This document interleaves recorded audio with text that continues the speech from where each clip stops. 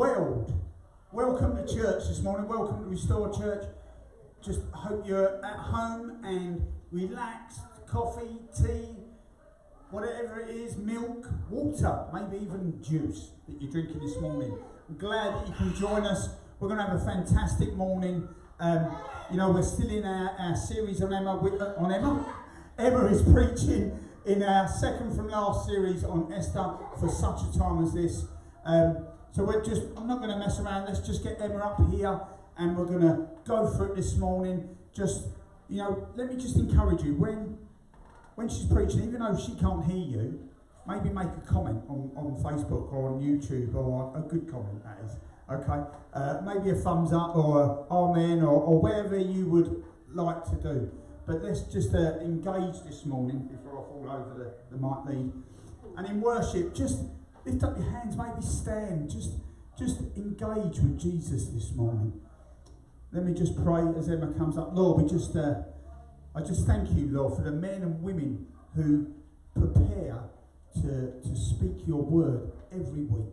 Lord, I just thank you for them. Lord, I just pray that you open up our ears this morning to hear what you have to say. That something that will build us, that will guide us in this life. Amen.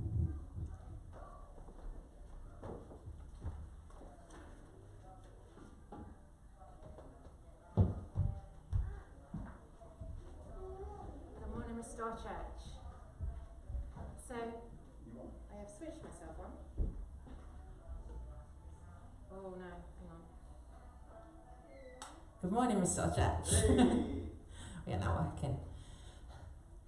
So, we have reached the chapter 7 in the book of Esther. And we have another instalment today in this incredible soap opera level drama. So let's just read the whole of chapter 7. So, the king and Haman went in to feast with Queen Esther. And on the second day they were drinking wine after the feast. And the king again said to Esther, "What is your wish, Queen Esther? It shall be granted you. And what is your request? Even to half my kingdom it shall be fulfilled." And then Queen Esther answered, "If I have found favour in your sight, O king, and if it please the king, let my life be granted me for my wish and my people for my request. For we have been sold, I and my people, to be destroyed, to be killed, and to be annihilated. If we had been sold merely as slaves, men and women, I would have been silent, for our affliction is not to be compared with the loss to the king."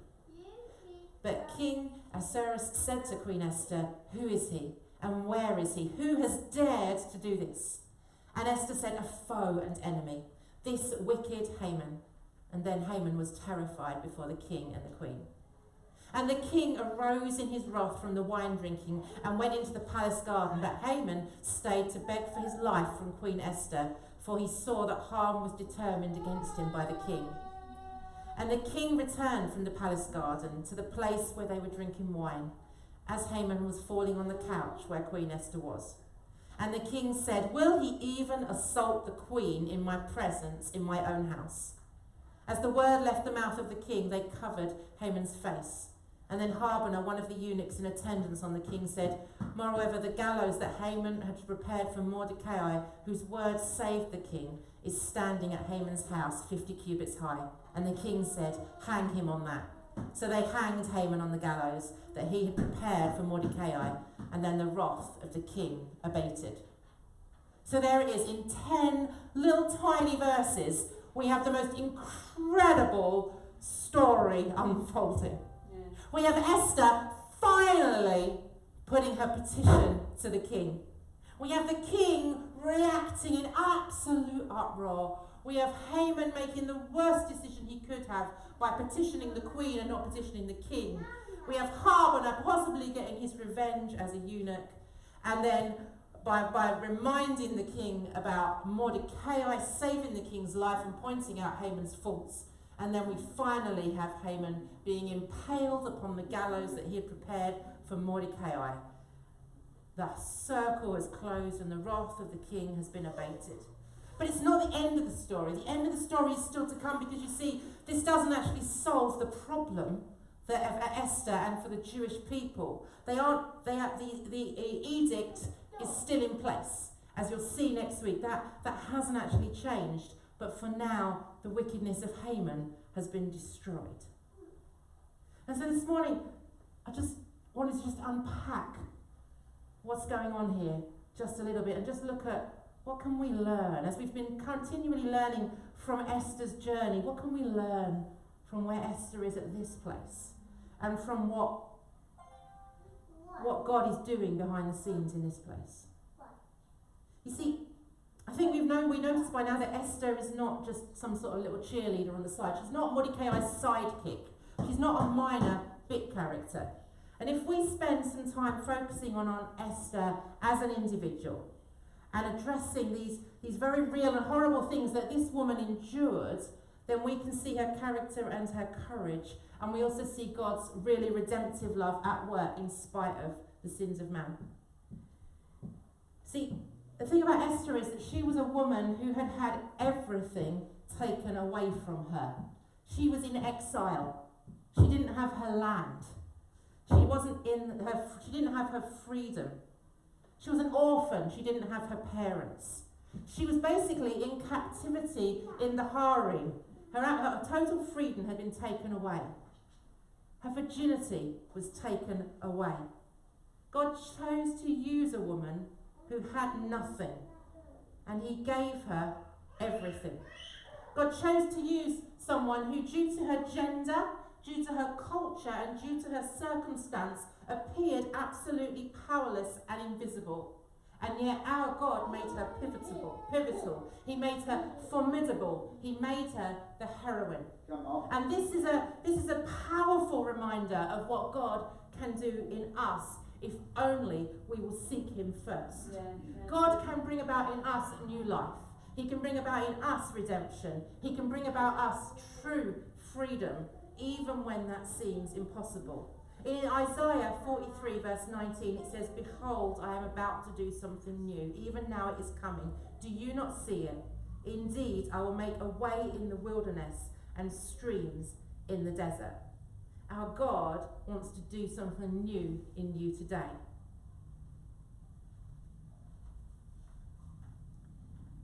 As I read this chapter, the word that kept echoing and echoing in my heart was the word justice. Because I think that this is where Esther had come to. She had come to the point where she knew that what she needed to seek for her people was justice. And she knew that she needed to go to the king, no matter what it cost her, even her life, because she needed to stand up for justice. And that wasn't easy for her. We saw in earlier chapters the absolute terror that Esther was met with, where Esther experienced when she first had Mordecai's request that she go to the king and she stand up and she defend the people. Esther's very first response was, "Whoa, no, not me, I'm out of favour. Not me, do you not know? Of course you know, Uncle Mordecai, but this means certain death for me if I go to the king and he is not seeing me favourably on that day." We saw Esther absolutely terrified. And the thing is that Esther was not made into a queen 4 years earlier when she spent a year preparing with beauty regimes and lessons on decorum and deportment. She was not made into a queen then. She had the outward appearance of a queen, yes, but she was not a queen. Esther did not become a queen when she was chosen as the king's favourite and made queen then in name by the king, by sacrificing her virginity. Those two things did not make Esther a queen. At this point, Esther was a queen in appearance, and she was a queen in name, but she was not a queen. Esther had not become a queen over the 4 years of ruling over her eunuchs and the other people in the harem as the senior woman there. Yes, she had experience in managing a people, but Esther did not have the heart of a queen. Esther became a queen when she spent 3 days on her face before the King of Kings and the Lord of Lords. It was only when Esther surrendered her very being to the King of Kings that she found a true identity as a daughter of the Most High. It was only then that Esther became a queen. When Esther spent 3 days in prayer, her character was transformed. When Esther was faced with a crisis, she didn't just run around like a headless chicken. When Esther was faced with a crisis, she knew that the only place to turn was to the God of her people. And she got down on her knees and she prayed and she fasted. And we don't know what that conversation was like, but I'm guessing it kind of went somewhere along the lines of, God, is there anybody else that can do this? My God, is there anybody else? Is there any other way? Is there any way that this doesn't have to be me? Does that conversation remind you of a conversation that Jesus had with his Father? Is there any way that this cup might be taken from me? And however that conversation went, at some point in those 3 days of praying and of fasting, Esther must have got to the point like Jesus did, where she said, not my will, God, but yours. Yeah. And in that moment, Esther became a queen. In that moment, Esther was transformed. You see, her circumstances, they didn't change on the outward appearance. Her people were still condemned to die. The king still hadn't seen her for over 30 days. The outward circumstances hadn't changed one little bit, but when Esther walked out of the prayer room, she was absolutely transformed. Because suddenly Esther wasn't focusing on herself. She wasn't focusing on the problem that faced her people. Esther was focusing on the God who could change everything. We need to change our focus. We need to move our focus from ourselves and from our problems to our God. Because what we fix our eyes upon is what we will focus on. I've been pregnant a few times, as many of you know, and I find it really, really crazy that the moment I have found out I am pregnant, half the world has a bump. I mean, literally, everywhere. You haven't seen a pregnant woman for months. And the moment you find out you're pregnant, everywhere you go, there are pregnant people. It's like the moment that you think that you're going to maybe, I don't know, look for a new car. And you think to yourself, oh, I wonder what it would be like to have a red car. I know you don't think that. I know what you think is a certain make and brand of car, but I don't know any. Like a Ford. No one looks for those, do they? Anyway, so I want to look for a red car. And suddenly, I've never seen these red cars anywhere because they're very exclusive red ones. Yeah. And suddenly, they're everywhere. Yeah. Because the thing that I am fixing my mind on is the thing that my mind seeks and my mind sees. And so it's no surprise, is it, that when we live in a time where our nation is gripped in fear, what we focus on is what we see. And so the more, for example, we focus on the harmful effects of COVID-19, the more we see things about COVID-19, the more we hear things about COVID-19, and the more our souls and our spirits are consumed with worries about COVID-19. If I am wrestling and struggling with some problem in my life, and I focus on that problem, and it nags away at me, and it worries me, and it keeps me up at night, it is no surprise that I'm in some sort of tailspin focusing on what is going on. But the Bible tells us that that's not the way that we should be living as children of God. In Romans 8, 5-6, it says, those who live according to the flesh have their minds set on what the flesh desires. But those who live in accordance with the Spirit have their mind set on what the Spirit desires. The mind is governed by the flesh. Mind governed by the flesh is death, but the mind governed by the Spirit is life and peace. You see, the thing is, if we focus on the things of this world and we focus on the worries of this world, there's no room for us to focus on the things of God. In Corinthians 4:18 it says, we fix our eyes on what not on what is seen, but what is unseen. Since what is seen is temporary and what is unseen is eternal. And going back to Esther, when she spent those 3 days in prayer and in fasting, she learnt to transform her gaze from things of the flesh to things of eternity. And when she came out of that prayer room, she knew that going into the king's palace still carried the risk of death. Her outward circumstances hadn't changed. But Esther by then had an eternal focus. She also had a courage that had been born into her through her prayer life with God. And Esther realised that far from protecting her own life and saving herself, what Esther needed to do was to stand up for justice. And the thing is, that didn't come easy to her. That was a hard thing for her to do. And so, nor was justice merely handed to her on a plate. Esther had to wait for the right circumstances. And she had to remain faithful to God's plan. And she trusted in God, and God equipped her with courage. And as Esther waited it out, we finally get to this second banquet where she is going to tell the king what it is that she needs. And you notice, she doesn't come hammering in arrogantly. She doesn't say, "This is what I need, king." Esther comes gently and gracefully with an incredible wisdom of how to handle this fiery, unfair king. And she says, "If I have found favour in your sight, O king, and if it please the king, let my life be granted to you for my wish, and for my people for my request."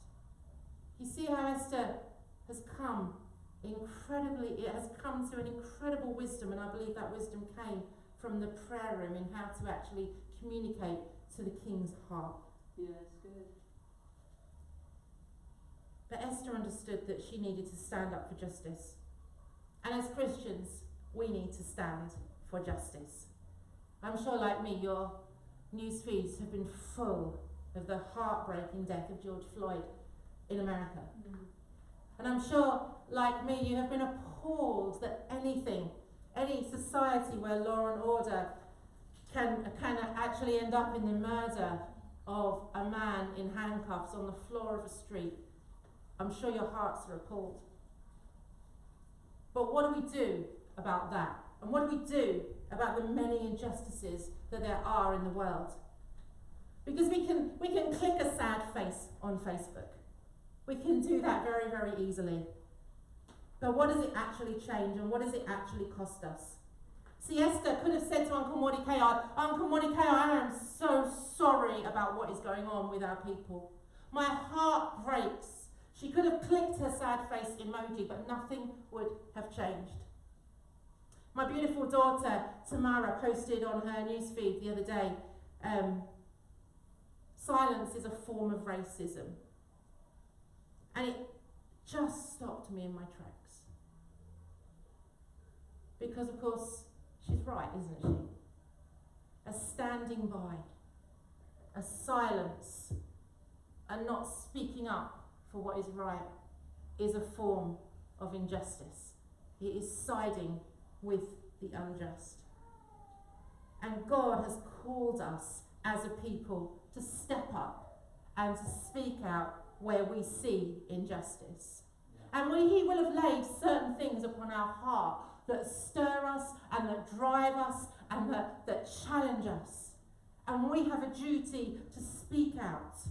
You know, whether it is human trafficking, whether it is homelessness, whether it is poverty, whether it is abuse, whether it is loneliness, whether it is racism, whatever it is that you see that is unjust in your community and you can influence, you have a calling on your life to stand up and seek justice. You know, in James, and you're just going to forgive me while I just find it, because I'm sure my phone has locked me out of it. Yes, it has. In James 2, it says that if faith without works is dead. It's nothing. It's no good us standing there and and saying, yes, I believe in an all-powerful God. Yes, I believe in an all-saving God. That is not enough. James tells us that we must have works too. And I believe that part of those works are a standing up for justice. A part of those works are a speaking out for those that have no voice. Are for standing alongside those who are being excluded and who are being isolated in society. Are for standing alongside people and saying, no, this is not fair. This is not right. That is our role as a church, that we should be seeking justice for those that cannot seek it for themselves. And we should be standing alongside others who are seeking justice, even if that costs us, especially when that costs us. We are not to put our reputations above seeking justice. We are not to put our safety above seeking justice. We are to be the people of the marginalised. Yeah. And that is who Esther had become. Esther saw that what was more important than her reputation, than her standing with her king, and than her life itself, was to stand up against the injustice that was happening to God's people. Yeah. She knew that she had been given a place, that she had been, through circumstances, put in a position where someone of influence could hear her voice, and that she must use that. And moving on into the rest of the story, what we see, don't we, is that the king, he doesn't recognise his own sin and his own failing in that he signed the decree against the people. No, what we see is a king true to type here. The king just explodes with rage. Who is it? Who is it that has damaged one of my own? Who is it that has come out against my queen? And he explodes with rage and he storms off because he just wants to seek vengeance. He isn't a great king. We know that. But he is a king at this point who has been moved by Esther's appeal for justice. Yeah.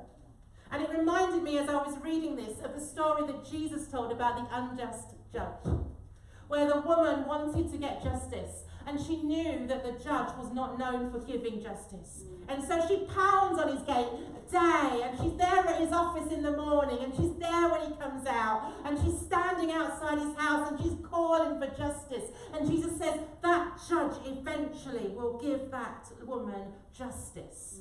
He will not do it because he is a good judge. No. He will do it because she will not give up. Yes. And we look back over the history of our church. Yeah. We look back over that history and we see incredible men and women of God Yeah. who have managed to get justice. Yeah.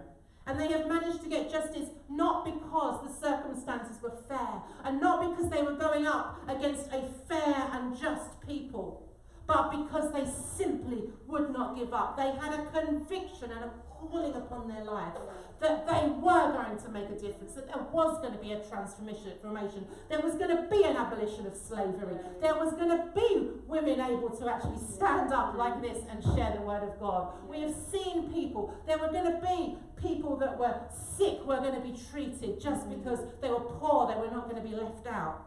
We see men and women today across the nation that are setting up places for drug addicts, that are looking after homeless people. We see Christian organisations that are dealing with children that are being trafficked and women that are being trafficked. We see men and women out on the streets week after week looking after people that have their lives destroyed by prostitution. We have people visiting in prison knowing that people's lives can be turned around.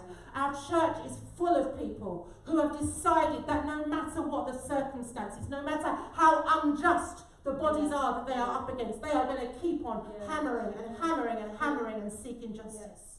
And what we see here is that when you hammer and you hammer and you hammer and you hammer and you seek for justice, that justice can be found. Yeah.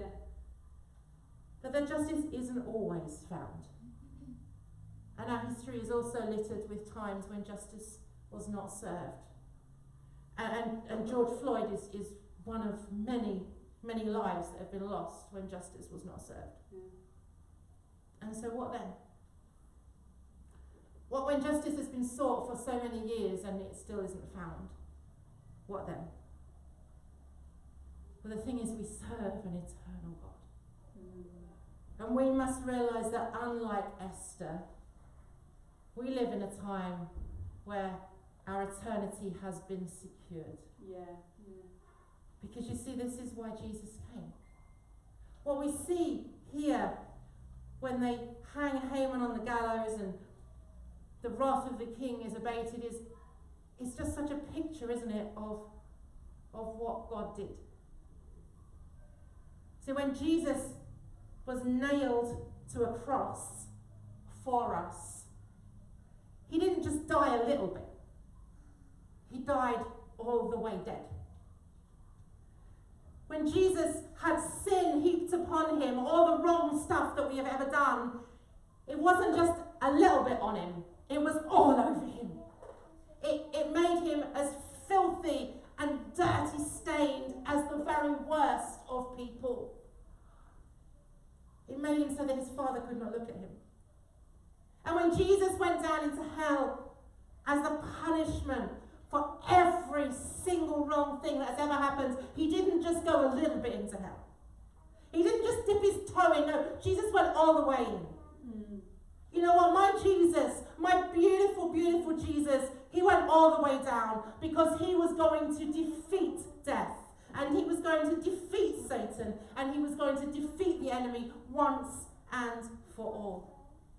Every injustice, every wrong thing was heaped upon my Jesus' shoulders. And it was solved once and for all.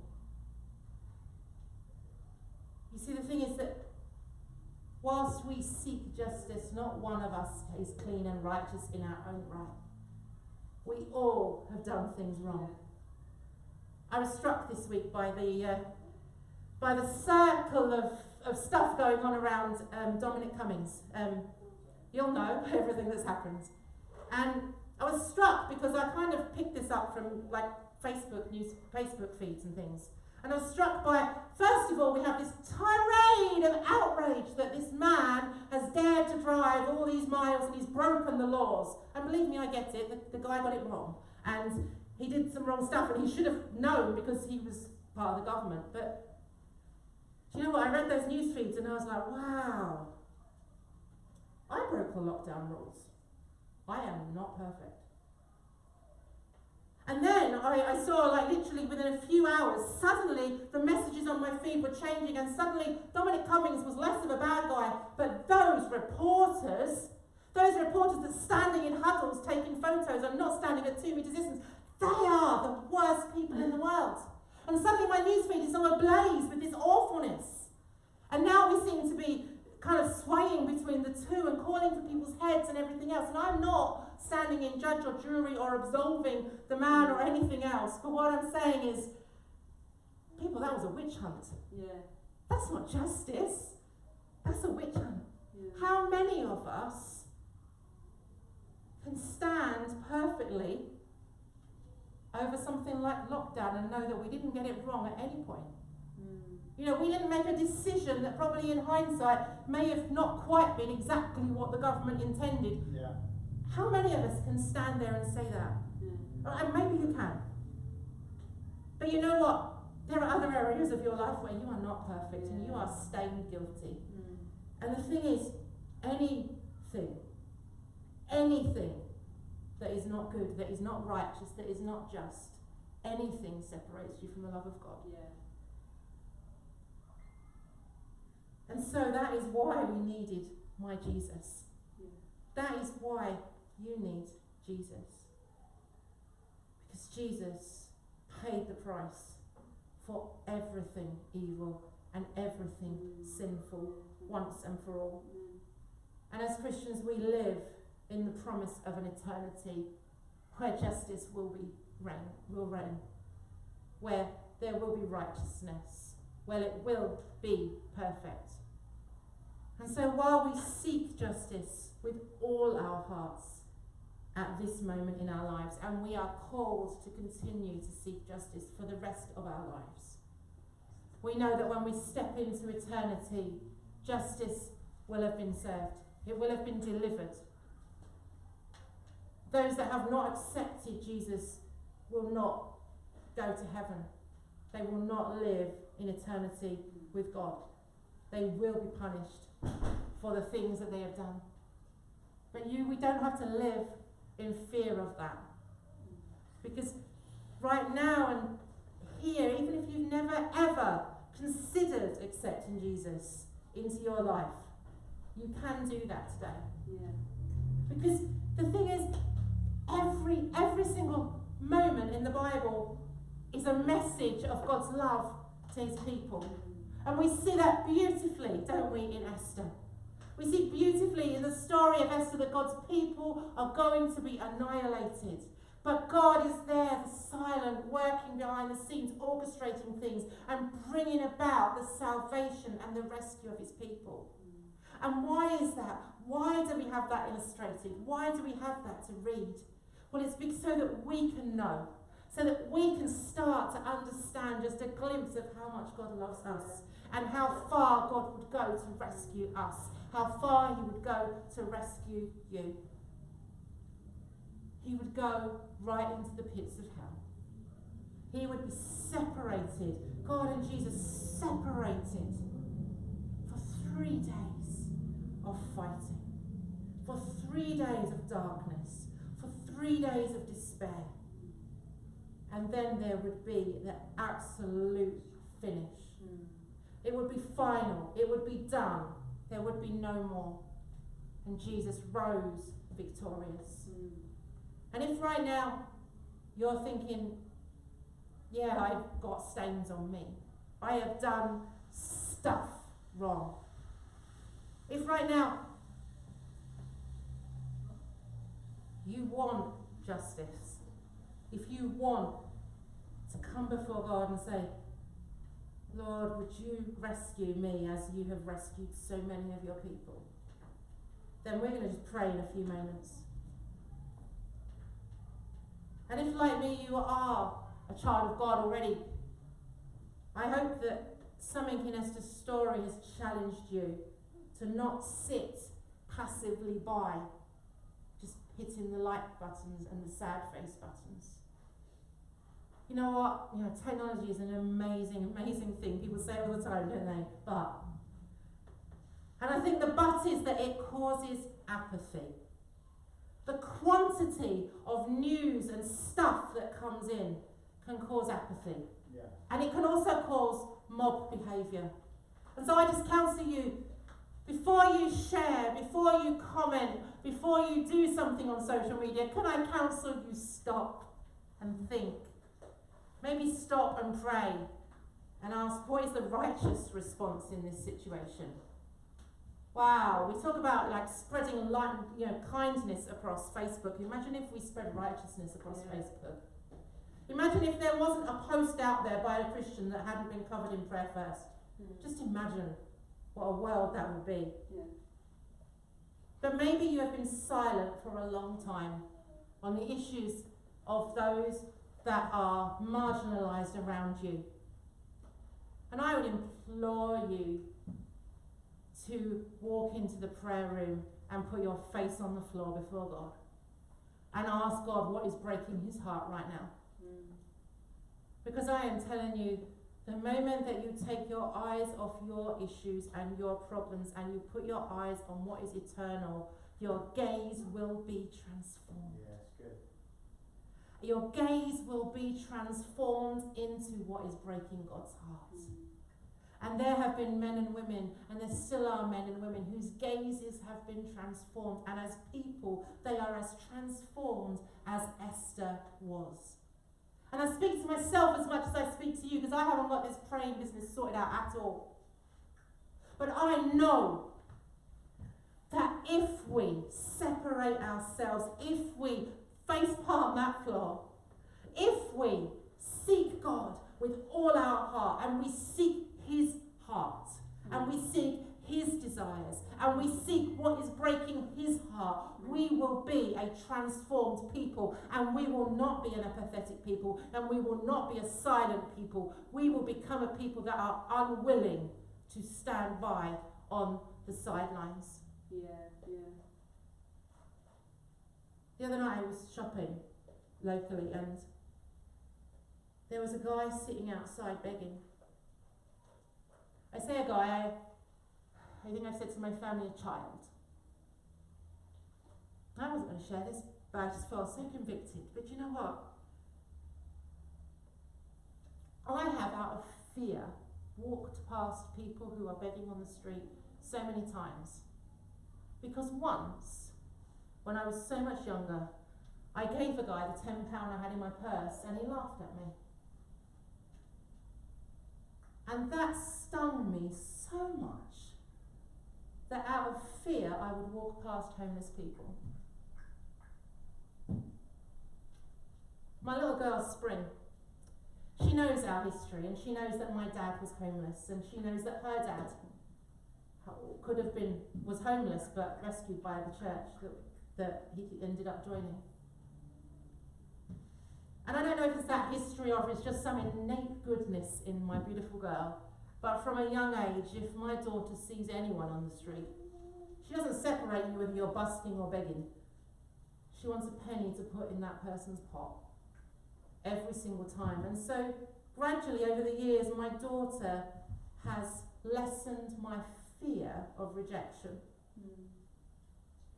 Wow. But moreover, over the last maybe 2 years, my God has changed my gaze. Yeah. And now when I see somebody, it's just a broken heart. Mm. And I say to this guy, I'm sorry, I don't have any change apart from the pound I'm going to pop in my trolley, but I will give you that when I come out with my trolley. But can I get you something to eat? And yeah, he told me what he wanted, and I did my shopping, and I came out, and I gave him the food, and I was like, wait there, I'll be back with my pound when I put my trolley back. And I sat on the floor with him just for a few moments, and he was shivering with cold, and he was telling me about the shed we were living in, and telling me how he hated begging, and he used to open doors at a shop because people would give him their loose change then, and he didn't feel like he was begging, but with COVID he can't do that, and he was shaking, and he was a child, and he was some mum's child, and my heart broke. And as you can tell, it hasn't left me. Because it's an injustice. I don't care what he's done. What I see is a child that God loves, sitting in the cold and shivering. When you seek our Father's heart, He will break your heart with what breaks His. Yeah, come on. So I challenge you today, church. Seek the heart of your Father. Yeah. See what He chooses to break your heart with. Yeah. Let's pray. Father. Oh, Father, first I just want to pray because there will be people maybe listening to this today or in days to come that don't know you. And so if you are somebody who doesn't yet know Jesus, then I'm just going to pray a really simple prayer, and you can just pray that along. And if you're watching someone's watch party, or you're watching the church feed, or anything else, you can message us, you can comment, because we'd love to just connect with you and just talk through in a bit more detail what it means to know Jesus. I'm not trying to capture you, but you know what? If you pray this prayer, then you need to talk to someone or tell someone, anyone. Just pray this prayer right now. Jesus, I believe that you are the Son of God. And I believe that you died on a cross as a punishment for the wrong stuff in my life that separates me from God. And I don't just believe that you died, I believe that when you died, you defeated all that is evil and you rose again. And when that happened, the price for everything wrong I have ever done or thought was paid. And that by accepting you, Jesus, as my Saviour, as my rescuer, as my salvation, I can be back in contact with God again. Yeah. Mm. I can have a secure eternity in heaven with you. Yeah. And I can get to know you in the here and now and learn who you are and be transformed by you. And so, Jesus, I ask you would you accept me into your family today? Amen. Amen. If you've Yeah. prayed that prayer, or anything around that prayer, then I just implore you, talk to someone. Talk to one person that knows our God. And just in closing, Father God, thank you so much for the incredible example of transformation in Esther. Thank you for showing us so clearly how transformed someone can be when they take their eyes off what is seen and fix it on the unseen. And Lord, I just ask you, would you meet with us in the quiet? Would you meet with us in our prayer rooms? Would you meet with us in our cars, wherever it is that we spend moments connecting with you? And Lord, would you break our heart for the injustices that we see in this world? Whatever it is you're calling us to do, would you just transform us?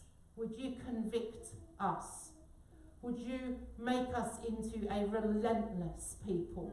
A people who will never give up, no matter how unjust the circumstances, no matter how unjust the judges that we face. Would you make us a people that are driven, that are convicted, and that are seeking righteousness above all else? Lord, would you break us for the things that break you? Amen. We're going to move into communion right now. So I should have said at the beginning, but hopefully that you've got into the routine now and you've got your lovely cherry baked quails and cups of tea, or bits of bread and juice, or whatever you are having today. I've got the delight of the wafer.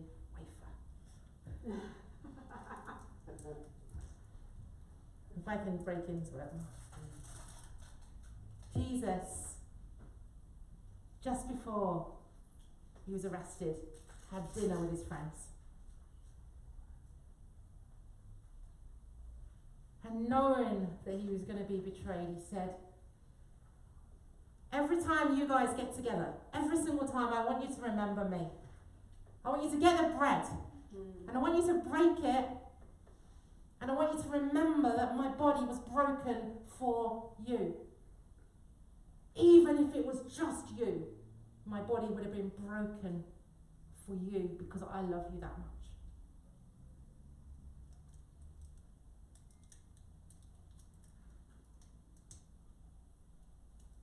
And then he said, every time you get together and you drink together, I want you to take the cup and I want you to share it with each other, and I want you to remember my blood was poured out for you. Because since the moment I even thought of you, I knew I was going to rescue you.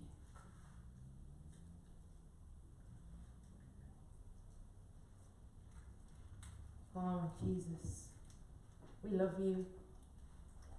We just want to glorify you. We want to thank you. And we want to live our lives to honour you. Amen.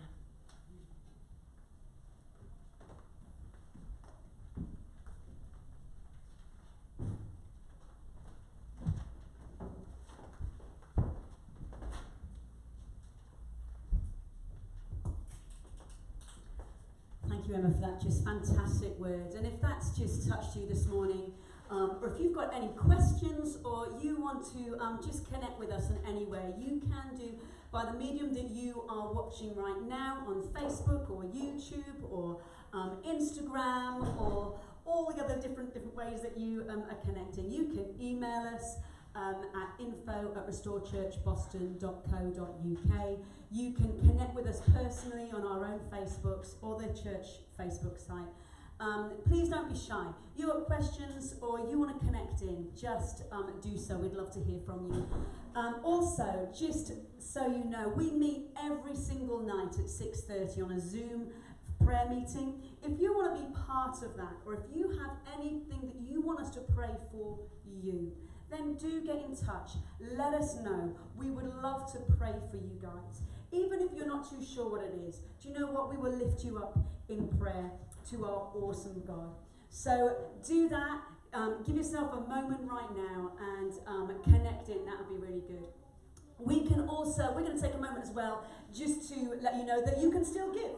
So we're going to have the bank details pop up on the screen just right now. Although we're not in a room full of people, you know church is still church. You are still the church. And we are still providing services and trying to build hope and light and life in this local community.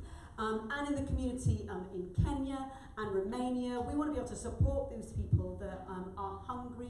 We want to support people that are in need. And we want them to be able to flourish. So you can give your tithes and offerings straight into the bank account. You can do that as normal.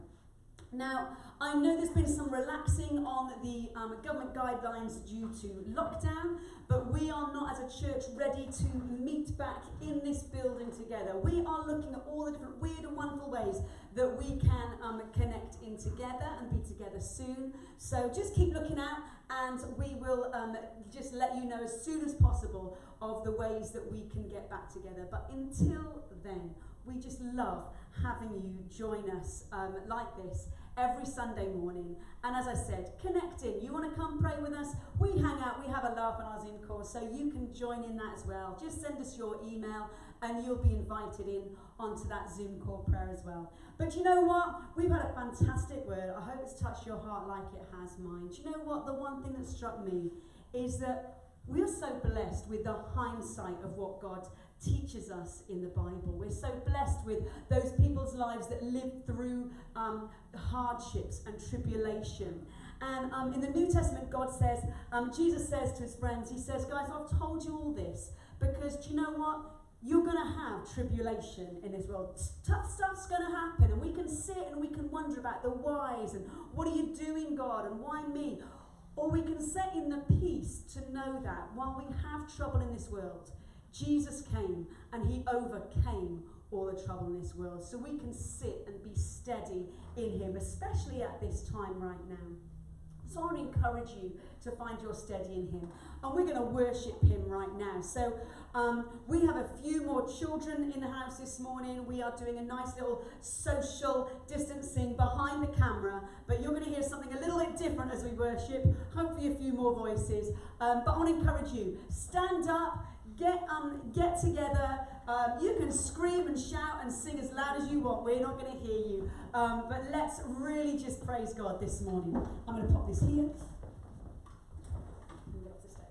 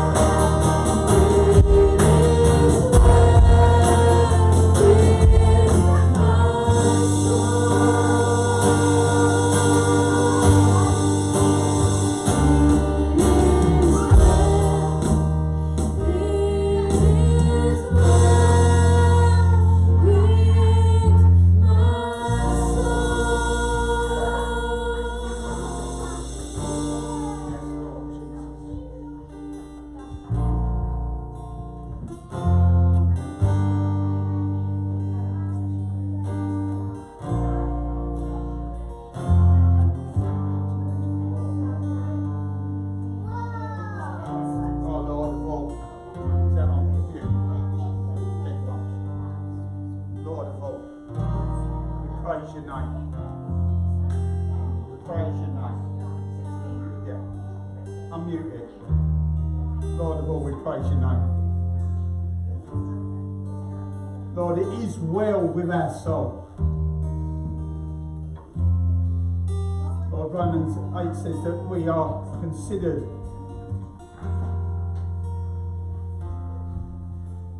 to be killed all day long.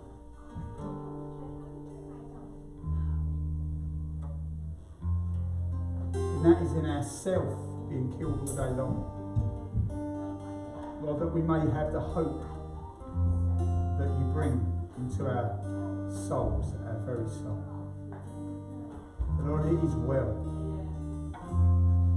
Because, Lord, we know ultimately you are a good God. You are awesome. You are wonderful.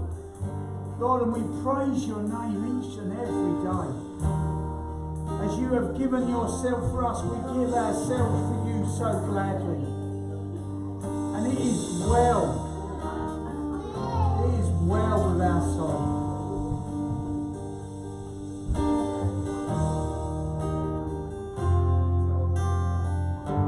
So I don't know where you are today, or what your situation is, but know that we have an awesome God, that we have a great God, that he loves you beyond compare. And I'm going to say this every week because it's so true, because that is what I have found for my own life, and everyone that you've seen up here knows that for themselves as well, that he is awesome, that he is good. Our Lord is good. So this morning we're going to play, we're going to worship some more. We're just going to worship one more song that we're going to worship Jesus with. But if that's you this morning, if you know that he is good, leave us a comment. If you don't know that for yourself this morning, then leave us a comment. And we'd love to pray for you, whether that's on our own parties that we've watched, parties that we started, or on the pages that are sharing it. Ask some questions. And we'd love to speak with you and we'd love to pray with you. But let's worship him.